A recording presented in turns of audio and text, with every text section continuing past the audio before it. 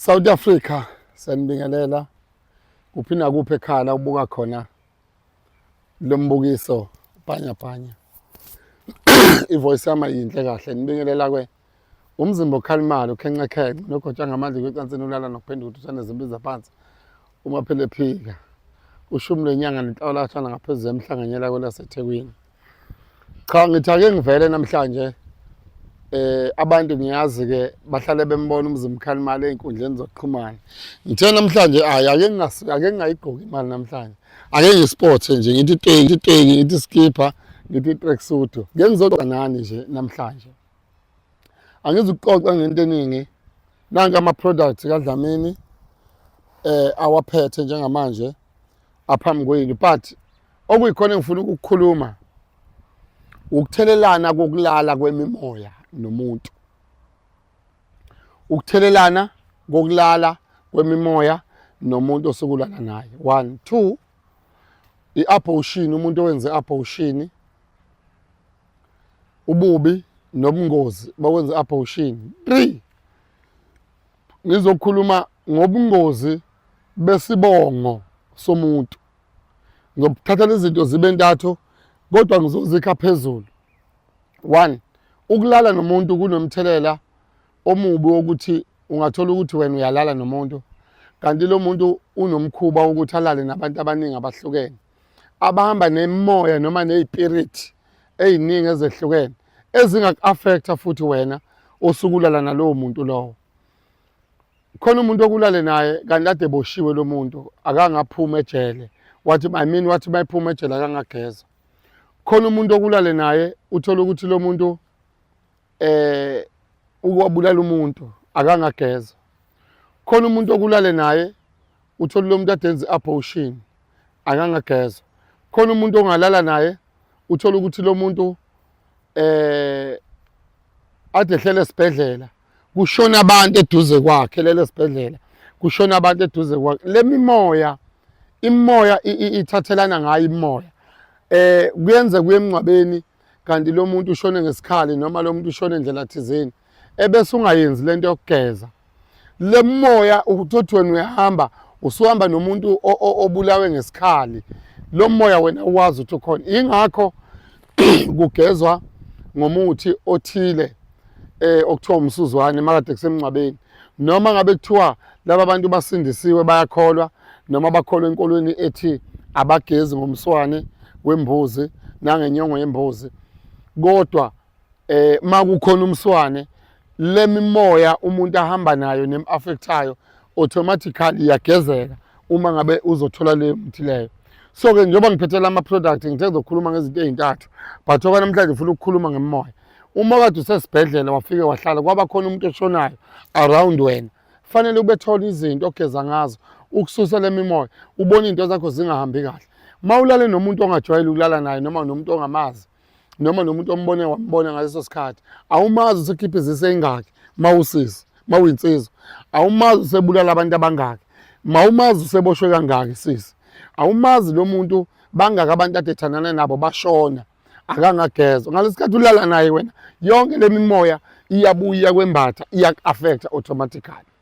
Kuningi esingaxoxa ngemimoya size kule yokuhamba uye emcimbini noma uye emngcwabeni noma uye ejele noma uye esibhedlela uspende isikhathi ubone uthola ukuthi onesi abanye banamabhadi nje lamabhadi amancane yabo uthola indoda nje ayitholile nje ivele nje imlokhuze nje ingabe samnaka kanti umuntu uhamba nebhadi lemimoya yokuthi kushona abantu beshonele ezandleni zakhe ebelapha lo muntu. So nina nisebenza ezibhedlela nisebenzaphi kufanele nihlala nibe nezinto zokugeza zokususa le mimoya ngoba le nto iyaku-affecta.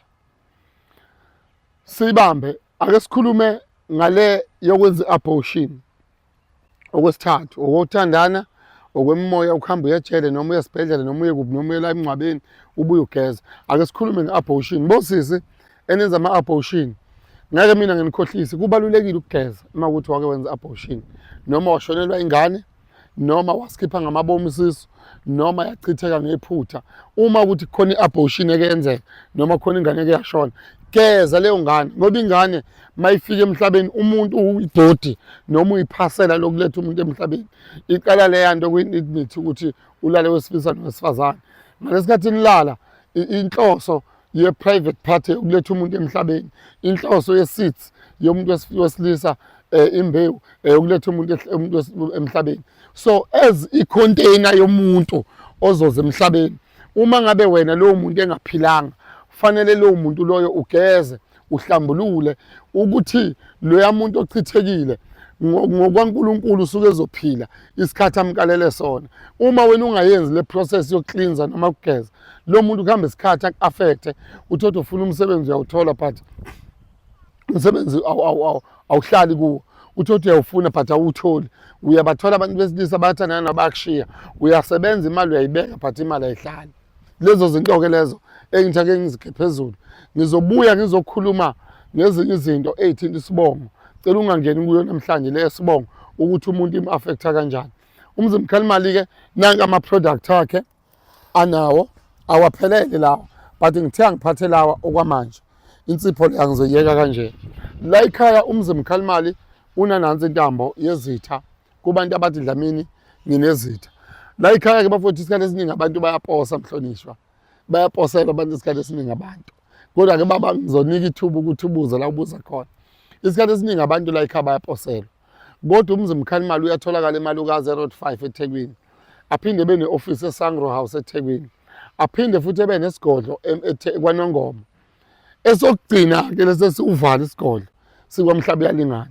Akaze ngikhulume-ke ngaso-ke mhlonishwa.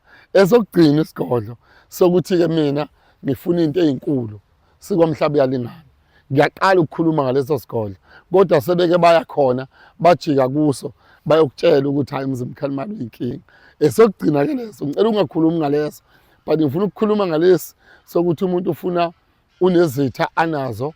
Khona into elezihamba nale ntambo le. Le ntambo njengoba i-1000 izoba sespecialini, izoba u-500 okwamanje. Abayifuna bazothola ngo-500. Umzimba Khalimali nangu uDlamini ufake yona le ntambo yakhe. Anganoma izovelana.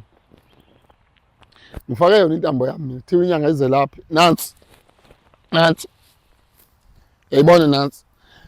Mina bake bangidubula babuwezimeni ngo-8 ngo-9 wenhlamvu ngasinda. Bake bangiplanela mina bafike emakethe la ngisebenzela khona kuyisonto. Bafike bangizama ngasinda. Kanje umuntu esesikhiphile isibhamu ukuthi wahlulwa yini ukudubula ngasinda. Mina baye bangizama ngo-2014 ngasinda. Bangizama ngo-2017 ngasinda. Bangizama ngo-2023 kwaNongoma ngasinda. uNkulunkulu nje nedlozi inayo intambo kaDlamini yezitha. Bayokutshela abanayo nabayaziyo. Uma kukhona abantu abakukhuluma kabi bayabuya bezokhuluma nawe bezosho ukuthi hayi thina senza ukuthi siplana u1 no2 no3 nayi le ntambo eyezitha ekamzimba Khalimali. Kubantu abayifuna bazoyithola inamba yami. Ngizoyibiza inamba awuthi ngiyibize manje ngoba kuyenzeka umuntu abuke phethe engasabukanga. 072 77 46107. Iyona ntambo kaDokotela uDlamini le esize ithini. Inezinto ezifakiwe lapha phakathi. Iyakulekelela. Uma ngabe kwenzekile washaya umuntu, uyayikhipha lento ephakathi le ebese uyamgcaba lapho umshaye khona uzolulama umuntu. Ile ntambo le. Isespecialini-ke manje i-1000 kodwa isespecialini i-500. Laba bazoba nenhlahla abavele bafaka ama-order abo siyabaposela. Uma sikuposela sicela uphathise nemali yokuposa u120 bese siyakuposela. Ngiyabonga. Intambo le yezitha ihamba nentelezi, ayikho intelezi la okwamanje nansi. Ebese sibuya sizokhuluma nganaso siwasho semali kumuntu oDlamini. Imali ayihlali kimi. Ngine problem yemali. Njengoba ngayigqokile namhlanje khangithake nginiswekele nje. Kuyangifanela kodwa ukuseka. Nginenibukayo kuyangifanela kodwa ngithake ngisweke nje namhlanje. Ngingagqoki, ngingayigqoki imali cha yona ikhona. Uzosho omunye ethi Dlamini lesikipho sigqokile hayi asibizi kakhulu. Sila nje ku3.9 kuphela. Asibizi kakhulu. Nesheni ayibizi kakhulu. Hayi ngoba ngichoma bafowethu. Newasha libizi kakhulu. Lilapha nje leyimali encane. Leyimali encane 500,000 kuphela. Bese kuba yilesi semali. Sengikhulumile ngentambo. Nanka ama-product engizokhuluma ngawo manje. Kumuntu othi Dlamini ngine-problem yemali. La phakathi kunemali egayiwe baba. Kunemali egayiwe la esifaka phakathi. Ukuthi umuntu uma ethi Dlamini nginebhadi lemali imali ayihlali. Mina-ke ngene epagini lami ka-Facebook ubone ama-testimony abantu bebonga. Lapha ngiyabheja mina kumuntu othi Dlamini imali ayihlali kimi. Dlamini nginebhadi lemali sengizamile but imali inginika inkinga nayi inkozimalanga yemali. Kumuntu othi Dlamini ngine-problem yemali. Nasi uyaquma uyageza awuphalazi but uma uzoqala usebenzise uthola inyongo yenkukhu ufake emanzini uhambe ngaphandle ufike ugeza. Uthi noma ngabe yini ufaka nobisi ishumi ushumi kube imali emhlophe kube inyongo yenkukhu kube ubisi uhambe uyogeza ngaphandle. Uthi la ngithi noma ngabe yipi inhlobo yemali yami eyavalwa kwathiwa imali ngeke ihlale kimi kwathiwa into zami ngeyilunga lapha ngizovula imali lapha sivula imali la ngiyabheja mina umuntu othi imali ayihlali ngiyabheja la only 500 rand la only 500 rand akuyona imali enkulu only 500 rand imali lesikhuluma ngayo kumuntu othi Dlamini imali ayihlali. Sibuye size la sikhuluma ngenhlahla la kumuntu othi Dlamini nginenkinga yenhlahla nginenkinga yemali ngiyawuthola umsebenzi ngijikelwa abantu ngiyamabhadi noma ngutholile uyaphela ngiyabathola abantu besimame nabantu besilisa abahlali nayi inkozimalanga kumuntu othi Dlamini nginenkinga yamabhadi ufuna umsebenzi yiso engenayo la wakhipha isisu walala nomuntu wayeboshiwe wangagezwa wayemncwabeni wangagezwa unamabhadi into zakhe ayidlungi uyawathola amadoda ayithintela ikhekhe nje akushiya uphinde uthole enye uthi awusengithole nemali naye iphinde idle ikhekhe kushiye uyangihleka ngapha nayi lena umsebenzi ihambana nansi insipho kulabo abazoba nenhlahla mhlonishwa ngizoba nika ngo-500 kokubili insipho 150 insipho kodwa ozoba nenhlahla ngizomnika ngo-500 kokubili kanje. Lo ozoba nenhlahla njengoba ngenza special sentambo nje ozoba nenhlahla ngizomnika only 500 nala futhi ngizomnika ngo-500 ngimbhansele ngensipho laba abazoba nenhlahla so yenza ke lena ibe into 30 second kuphela. Le insipho leyo gazi uyageza ngayo njengoba uyibona ibhala uherbal la ekadokotela uDlamini uyena umzimkhalimali lo inama mawuzuma kahle ikhamera lapho uyibuka eduze inezinto ezimnyamanyana engamachofo laphana phakathi. Lezi zinto zisizaphi yizona lezothi uma uyisokhile wahlala nayo ingene eqini zoboya zingene egazini uyigcobe bese uhlala ingene egazini. Inhlahla umsebenzi ukuthandeka le ihambisana nalesiwasho njengoba ukubona cishe kufane kokubili ku-500 la ku-150 la kodwa ngifuna ukupha abantu ngo-500 ko-2 kanje laba bazoba nenhlahla 500 ko-2 esenhlahla lesi. Ngiyabonga. Ake sikhulume nganansi lokushini uyayibona le lokushini mawuyivula phakathi inezinto futhi nayo mawuyibuka kahle inezinto lapha phakathi mawuyibuka kahle ezifakiwe lapha. Le lotion yogazi le uyithi nje uyithi ebese uyithi khona uthi uyabona umehluko ebese uyithi ngiyangibuza ukuthi ngiyabona umehluko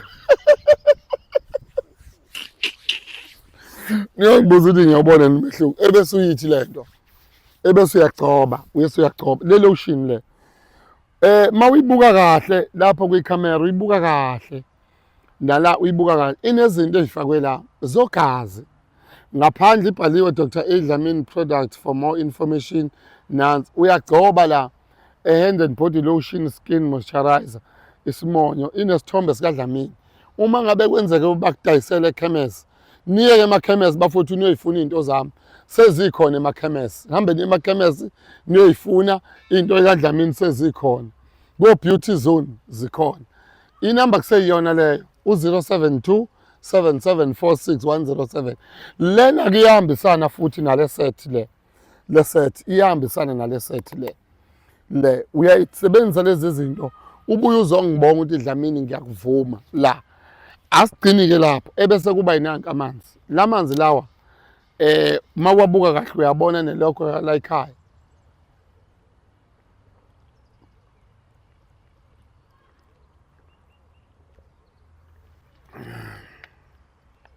lamanzi ahambisana nalezi kunabantu othola uthi iwasho bayisebenzisa but ayibenzeli ngendlela abafuna ngayo lesiwasho lesi samanzi abusisiwe angikhi-ke mina amanzi empompini bese ngibuya ngiyanidayisela angikwenzi lokho mina nginesiphiwo senzuza samanzi senkosi yamanzi ngihamba ngiye kwaNongoma abaziyo enkunzane bazokutshela indawo kuthiwa isenkunzane eduze kwesigodlo sesilo sesigodlo senkosi umdlobane ekhangela amankengane kuneziziba seyimanga lapho sengimtshela impilo yami la ngifike ngikhe khona amanzi ngihambe ngiyowahlanganisa namanzi ngiwa-purifya bese ngiwahlanganisa lamanzi lawa kunabantu mina engikhulekela amanzi engekho ngimkhulekela amanzi ngiwakhulekele ngabo kuvuleka iy'nto zakhe lamanzi lawa ayagquma ayaphalaza ayageza ayachela uma uzochela ngawo wafaka usawoti kuphela wafaka nje usawoti kuphela la ukhona la ekhaya nesotho semoya emibi sikhona but wafaka nje usawoti kuphela ubuye uzongibonga ake ngikhulume ngokugcina ngci mawuzwa kuthiwa khona umnabise kusuke kushiwo lembiza kaDlamini makuthiwa khona umnabise kusuke kushiwo lembiza kaDlamini uyangihleka ubaba wise man lapha baba unaba ngempela umuntu la lapho umuntu mayekhona la obukayo othi Dlamini abafethu abangishutha abahle mayekhona othi Dlamini mina ngifuna ukuthesta ngiceleze uyoyiphuza ehleli la ehleli e-ofisini eSangro House eThekwini uyothi ehamba libe limile hayi lapho ukuthi kuyalindwa akulindwa la mawuyiphuza manje le 30 minutes limile uma ngabe usumbelesela umama umbelesele leyo kuqala ungayinaki leyo kuqala iyeke leyo kuqala woza ku number 2 lesibili ra uyobuya uzongibonga nansi igama layo umnabise liyaqanywa ngabantu uyabona nje umbona lo eselele kanje usenabile lo uselele ukhathele Nkosi yami uma uzazoshaya umama umnabise ekamereni avuka umama ahambe ayokwenza i-cleaning uya kanjani ukuyoklina umama kade nabo ukhona uyindoda akangavuki maye emsebenzini ashaya incwadi kadokotela nayi lento le and umuntu wesifazane mangabe umrobhe ekamereni uzobhelela and umuntu wesifazane akafuni imali kuphela funa umuthi imali ngapha umnabise ngapha uthi imali ngapha akhambi kodwa imali ngapha ngapha uyanaba imali ngapha ngapha uyanaba uyobuya uzongibonga la ngicela ukuchaza imali ke la 150 ipesheli lezi enginenzela zona bafowethu amanzi only 100 rand insipho 150 la o 500 lapha but uma ufuna leyo nalo kulokhu ngenzela ispecial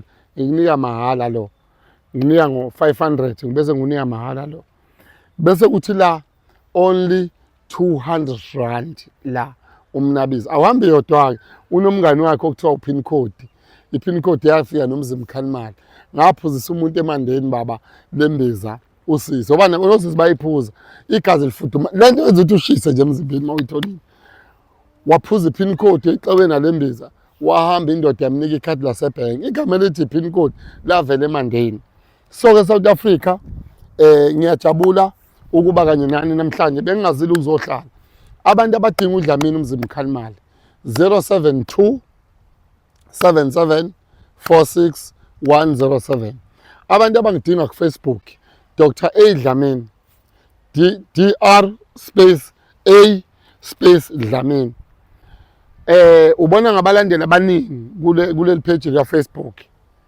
ebese kuthi ku TikTok Dr. A Dlamini mzimba Khalimali uzokwazi ukungithola ekhaya ekwaNongoma ngitholakala esiphambanweni eringini eThekwini ngine office eSangro House oku Anton Lembede Street manje office number 315 uma ufaka i-address uthi Sangro House bese uthi 417 315 i-office mawusufikile ngiyabonga South Africa uNkulunkulu anibusise ngiyabonga